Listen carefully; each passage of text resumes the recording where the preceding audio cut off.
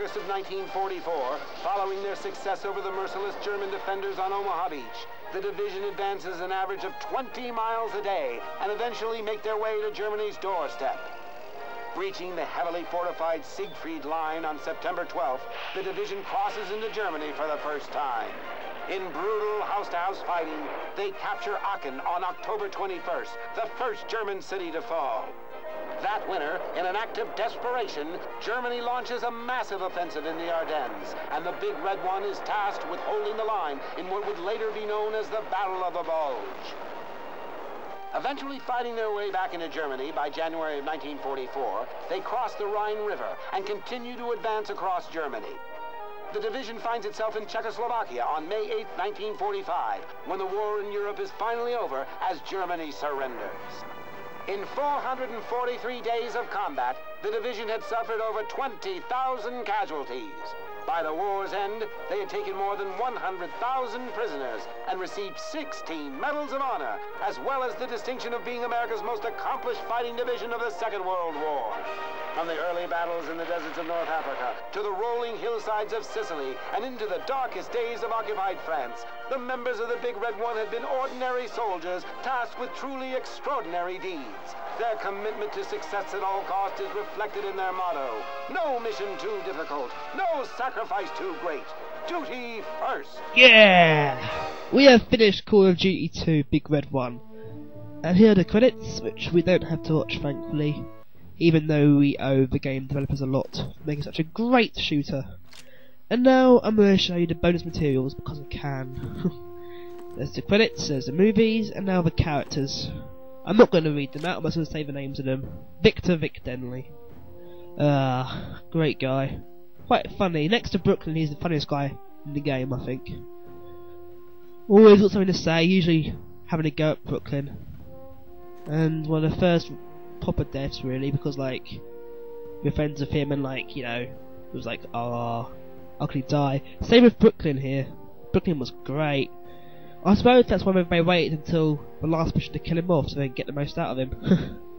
But still, it would have been nice if he'd made it. Oh, good old Kelly. Always a survivor.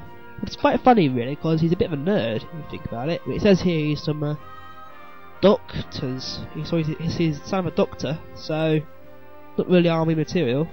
Then, Sergeant Hawk. I think he survived. Because he got badly injured, didn't he? But I hope he did anyway, it'd be nice. Always tough, shouting you on, that sort of thing. Schmidty. He was in it, I don't know, about 2/3 of the game, wasn't it? From, he took us from France to a place, Denley. And he was quite funny, really. Always being nervous. Castillo. I don't understand why he's featured, because he's in it for like one level at the start of it. If he's in it, why isn't like Parker from Italy or O'Brien from Africa in it either? But yeah, he died like into his first mission, which is quite sad. And then Delaney. Norman. Wow. He was a pretty good guy. I much prefer Hawkins as a leader though, to be honest with you. Right, weapons. Nothing to go through these. The Thompson M1A1 MAS 38. Get full screen, very nice. MP40, oh, used that a fair few times, as well as a Thompson. And Beretta 1938A. Don't recall ever using that, or 1938A, whatever you want to call it.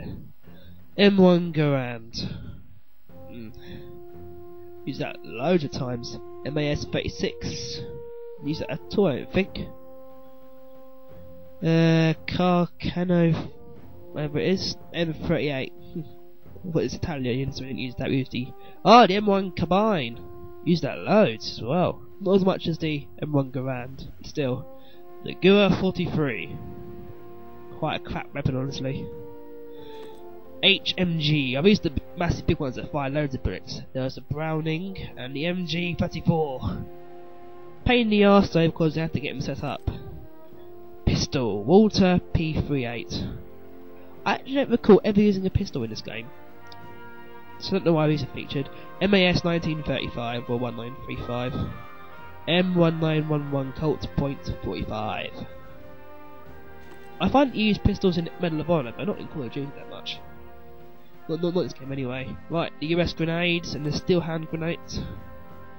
The Chatterlote, the Browning automatic rifle, the Breeder M1930. These are the assault guns. Actually, no, those were, yeah, they were. And then the MP44. Now, sniper, carbine 98k. I can't come up with this. Springfield 193, I call it. MT.50 cal Browning, Hot Kiss, whatever it is. I never use that at all. Cruiser, final one is the MG42 HMG. Anti-tank, the bazooka.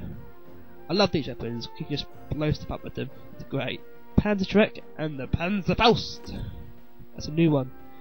And R2 demolition, satchel charges and TNT. Way. Right, that's weapons done. Onto the vehicles. Got loads here. Stuart Light Tank M3, M3A1 half track. Used that a few times. Panzer IV, didn't really use that because that was on the other team's side. And then the M1340, the Kubel wagon. That's German, so of course didn't use that either. The Juice and a half truck. Strange name. Willie's Jeep. Willie. Silly me. Quad .50 cal AA turret. I think we used those a couple of times. The M2A 105mm Howitzer. The Tiger one. There's loads. I didn't even realise we had half of these. SDF KF SZ222. The Ket. Blah, blah, blah, blah. I can't read that. Nebelwerfer. The Screaming Mimes. They were a fair few times in the game. The whatever it was, truck thing. Hanomag. Lol. Lovely name. And why just do that? Oh man, I have to go for more again. Just in a half truck, the Willie's Jeep. Where were we? Opel Blitz truck. That's the one. Seen that before. The Hanomag. Opel Blitz. Use that a few times, I think. No, I didn't. That's the German one. The half track. Oh, we definitely did use that. And the M4 Sherman. Yep. Used them, and also they came past us a few times. Actually, no. We didn't use those. Or did we? I can't remember. And the M4 Sherman Dozer. My bad. Oh, the airplanes. The Spitfire. Supermarine Spitfire. The Junkers Jew. Lockhead P-38 Lightning. B-24 Liberator. Oh, the Liberator. We flew my race number. Level 5, I think it was. My least favourite level of the game. I don't like the flying level. That's because it's a bit boring, really. In my opinion. And I missed out half these planes in the process of talking about the Liberator.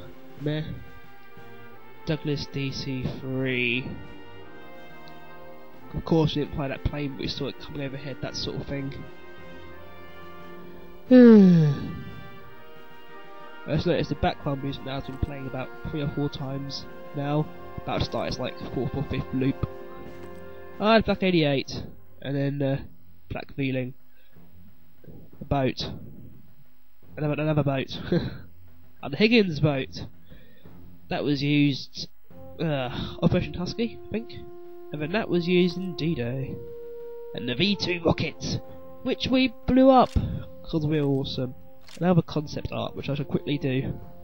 If you want to enjoy this more, you can pause it and take in the full detail. There's Iran, then the tank level, Tunisia. For some reason we haven't got the prologue level artwork, which is a bit of a shame. Oh well. Catherine Pass. That's a good level actually. I enjoyed that one. Catherine, okay level, not great, but Liberator, my least favourite, as I said before. Yeah, it was alright I suppose. It gets annoying when you're playing it something like the end, if that happens.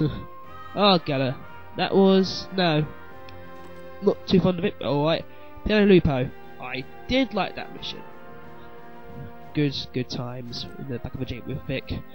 Speaking of Vic, he died in this one, so that makes it one of my least favourite levels. The saying goes it's Dragon's Teeth, simply because it's the end of the game and then of course Brooklyn dies. Omaha Beach, a pain in the arse that level, so I don't really like it much. Mons, I do like that level. even though it does go on for quite a while. Same with Omaha Beach. Oh dear, second least favourite level, least favourite walking one. Oh, it's horrible. We conquered it though, Crucifix Hill, and Buckhouse.